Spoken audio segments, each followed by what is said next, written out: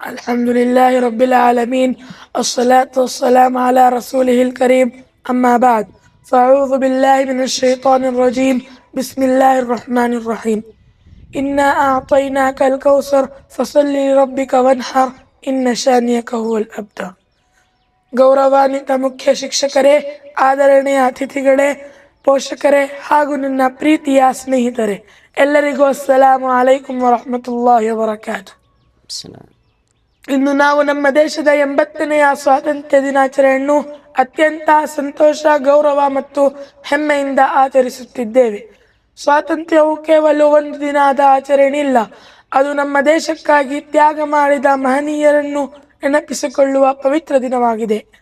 1947ರ August 15ರಂದು ನಮ್ಮ ಭಾರತ ದೇಶವು ಅನೇಕ ಸ್ವಾತಂತ್ರ್ಯ ಹೋರಾಟಗಾರರ ತ್ಯಾಗ, ಬಲಿದಾನ ಮತ್ತು ಹೋರಾಟದ ಫಲವಾಗಿದೆ. ಬ್ರಿಟಿಷರ ಆಳ್ವಿಕೆಯಿಂದ ಸ್ವಾತಂತ್ರ್ಯವನ್ನು ಪಡೆದುಕೊಂಡಿತು.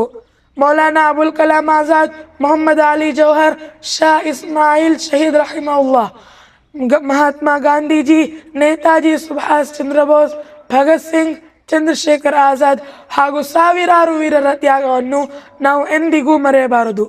ಇಂದು ನಾವು ಸ್ವತಂತ್ರವಾಗಿ ಬದುಕುತ್ತಿರುವುದು ನಮ್ಮ ಸ್ವಾತಂತ್ರ್ಯ ಹೋರಾಟಗಾರರ ತ್ಯಾಗ, ಬಲಿದಾನದ ಫಲವಾಗಿದೆ. ಆದರೆ ನಾವು ಅವರ ಸೇವೆಯನ್ನು ಸದಾ ಗೌರವಿಸಬೇಕು.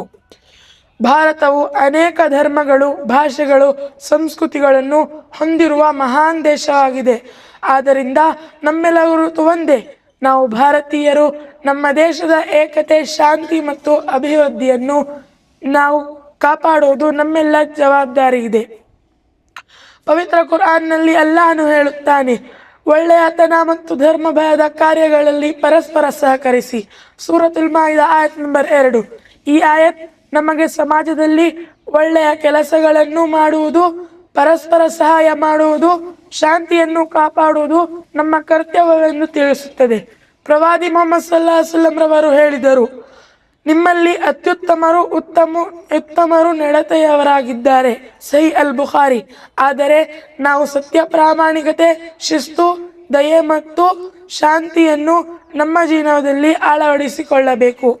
ನಾವು ವಿದ್ಯಾರ್ಥಿಗಳಾಗಿರುವ ಈ ಸಮಯದಲ್ಲಿ ಚೆನ್ನಾಗಿ ವಿದ್ಯಾಭ್ಯಾಸ ಮಾಡಬೇಕು, ಶಿಕ್ಷಕರಿಗೆ ಗೌರವಿಸಬೇಕು, ಪೋಷಕರಿಗೆ ವಿಧೇಯರಾಗಬೇಕು, ನಮ್ಮ ದೇಶದ ಕಾನೂನುಗಳನ್ನು ಗೌರವಿಸುವ ಜವಾಬ್ದಾರಿಯುತ ನಾಗರಿಕರಾಗಬೇಕು. ಇಂದಿನ ವಿದ್ಯಾರ್ಥಿಗಳೇ ನಾಳಿನ ಭಾರತ ಭವಿಷ್ಯ. ಆದರೆ ನಾವು ಎಲ್ಲರೂ ಚೆನ್ನಾಗಿ ಓದಿ ಉತ್ತಮ ಗುಣಗಳನ್ನು ಬೆಳೆಸಿಕೊಳ್ಳಬೇಕು. ನಮ್ಮ ದೇಶವು ವಿಜ್ಞಾನ, ತಂತ್ರಜ್ಞಾನ, ಶಿಕ್ಷಣ, ವೈದ್ಯಕೀಯ, ಕೃಷಿ, ಆದರೆ ಕ್ರೀಡಾ ಕ್ಷೇತ್ರಗಳಲ್ಲಿ ವಿಶ್ವದ ಮುಂದೆ ಹೆಮ್ಮೆಯಿಂದ ನಿಂತಿದೆ. ಆದರೆ ನಾವು ಕಠಿಣ ಪರಿಶ್ರಮ, ಪ್ರಾಮಾಣಿಕತೆ, ಉತ್ತಮ ಶಿಕ್ಷಣದ ಮೂಲಕ ಭಾರತದ ಅಭಿವೃದ್ಧಿಗೆ ನಮ್ಮ ಅಮೂಲ್ಯ ಕೊಡುಗೆ ನೀಡಬೇಕು. ಈ ಪವಿತ್ರ ಸ್ವಾತಂತ್ರ್ಯ ದಿನಾಚರಣೆಯಂದು ನಮ್ಮ ದೇಶದ ಶಾಂತಿ, ಏಕತೆ ಮತ್ತು ಸಮೃದ್ಧಿಗಾಗಿ ಅಲ್ಲಾಹನನ್ನು ಪ್ರಾರ್ಥಿಸುತ್ತಿದ್ದೇನೆ. ನಮ್ಮ ಭಾರತ ದೇಶವು ಸದಾ ಸುರಕ್ಷಿತವಾಗಿ, ಶಕ್ತಿಶಾಲಿಯಾಗಿ ಮತ್ತು ಅಭಿವೃದ್ಧಿಯ ಹಾದಿಯಲ್ಲಿ ಸಾಗಲಿ. ಆಮೀನ್. ಕೊನೆಯಲ್ಲಿ ಮತ್ತೊಮ್ಮೆ ಎಲ್ಲರಿಗೂ ಸ್ವಾತಂತ್ರ್ಯ ದಿನಾಚರಣೆಯನ್ನು ಹಾರ್ದಿಕ ಶುಭಾಶಯಗಳು. ಜೈ ಹಿಂದ್. ಅಸ್ಸಲಾಮು ಅಲೈಕುಂ ವರಹಮತುಲ್ಲಾಹಿ ವಬರಕಾತು.